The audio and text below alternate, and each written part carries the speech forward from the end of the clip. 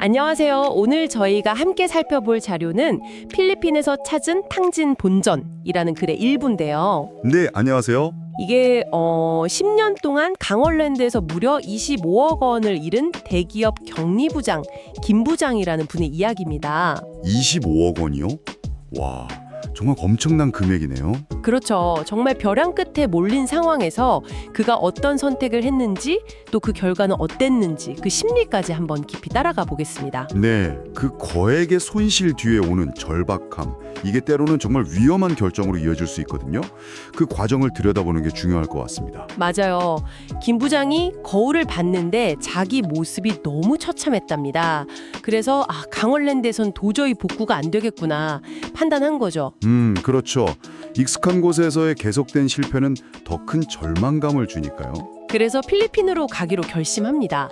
회사에는 5일 휴가를 내고 가족한테는 또 급한 출장이라고 속이고요. 아, 모든 걸 속이고 떠나는 거네요. 네, 정말 마지막 기회다 이런 생각으로 비행기에 탔는데 얼마나 초조했을까요? 아마 그 심리 상태가 뭐랄까 손실 회피 심리가 극대화된 상태였을 것 같아요. 이미 잃은 걸 되찾기 위해서라면 더 큰 위험도 감수하려는 거죠. 네네. 그리고 익숙한 강원랜드라는 실패의 장소를 벗어나서 새로운 곳에서 뭔가 반전을 기대하는 그런 심리도 있었을 거고요. 필리핀에 도착해서는 그 유튜브에서 후기가 좋다는 초이스9이라는 에이전시를 찾아갑니다. 아, 에이전시를 통했군요. 네, 그리고 솔레오 리조트 VIP 룸을 예약해요. 남은 돈 5억 원 이걸 전부 들고요. 5억 원. 이게 마지막 남은 돈이었군요. 이 에이전시나 VIP룸 같은 환경이 또 사람 심리에 영향을 주거든요. 어떤 영향일까요? 아무래도 고액 베팅 고객이니까 특별 대우를 해주잖아요.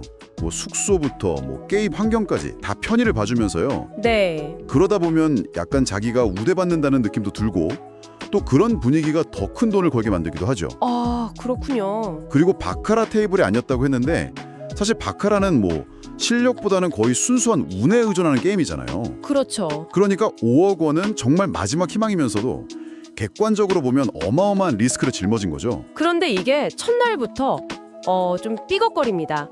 가져간 5억 중에 2억 원을 그 자리에서 그냥 잃어버려요. 첫날에요? 와, 5억 중에 2억이면 정말 네, 충격이 엄청났겠죠. 그래서 그날 밤에 그 초이스9 실장이랑 KTV, 그러니까 뭐 가라오케 같은 곳에 가서 술을 마셨다고 합니다.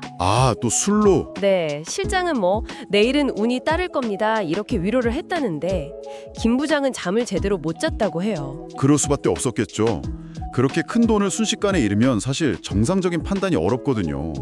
술이나 뭐 위로 같은 게 잠시 도움이 될지는 몰라도 그렇죠.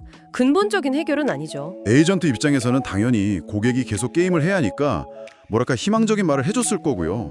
카지노에서 흔히 하는 말이잖아요. 내일은 다를 거야. 네, 맞아요. 하지만 뭐 아시다시피 확률 게임 결과는 이전 결과랑 아무 상관이 없죠. 그런데 정말 여기서 믿기 힘들 일이 벌어집니다.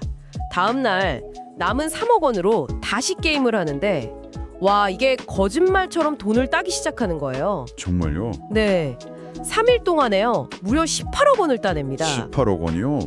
3억으로. 와, 이건 정말 그렇죠. 잃었던 25억 원을 거의 다 메우고도 남는 돈이니까요. 이게 꿈인가 생신가 싶었을 겁니다. 야, 이건 통계적으로 보면 진짜 거의 기적에 가까운 확률인데요. 단기간에 특히 바카라 같은 게임에서 이렇게 크게 따는 건 정말 이례적인 일이거든요. 그러니까요. 그래서 너무 고마워서 그 초이스9 실장한테 팁으로 40만 페소, 우리 돈으로 1,000만 원 정도를 줬다고 해요. 팁으로 1,000만 원. 그 심정은 이해가 가지만 중요한 건 이런 극적인 성공이 절대 일반적인 결과는 아니라는 거예요. 맞아요. 이걸 보고 나도 할 수 있다고 생각하면 정말 위험하죠. 그렇죠. 오히려 이런 경험이 나는 뭔가 특별하다, 운이 따른다는 착각을 심어줘서 더 위험한 도박으로 이어질 수도 있고요. 아, 그럴 수도 있겠네요. 물론 김 부장 입장에서는 정말 엄청난 안도감을 느꼈겠죠. 지옥에서 천국으로 간 기분이었을 테니까요. 네, 어쨌든 김 부장은 천만다행으로 이렇게 큰 돈을 되찾고 한국행 비행기에 올랐다고 합니다. 다시 일어설 기회를 얻었다는 생각에 정말 뭐랄까 세상을 다 가진 기분이었겠죠. 자, 오늘 이야기 한번 정리해 볼까요? 25억 원 손실이라는 절망적인 상황에서 필리핀으로 마지막 승부를 걸었고 거기서 기적처럼 18억 원을 회수했다. 정말 영화 같은 이야기였습니다. 청취자 여러분은 이 이야기를 어떻게 들으셨나요? 이 극한의 위험, 그리고 믿기 힘든 행운, 어떤 점이 가장 인상 깊으셨습니까? 이게 겉으로 보기에는 돌을 되찾았으니까 뭐 해피엔딩처럼 보일 수도 있어요. 그런데 그 시작점에는 10년 동안 이어진 도박 중독이라는 아주 근본적인 문제가 있었거든요. 그렇죠. 그 문제가 해결된 건 아니죠. 그래서 질문을 던져보게 됩니다. 과연 돈을 되찾은 걸로 모든 문제가 해결된 걸까? 아니면 그냥 그 금전적인 위기만 잠시 벗어난 걸까? 생각해 볼 문제네요. 네.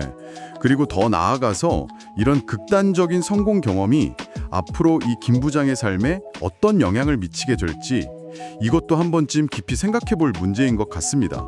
어쩌면 더 큰 위험의 시작일 수도 있으니까요.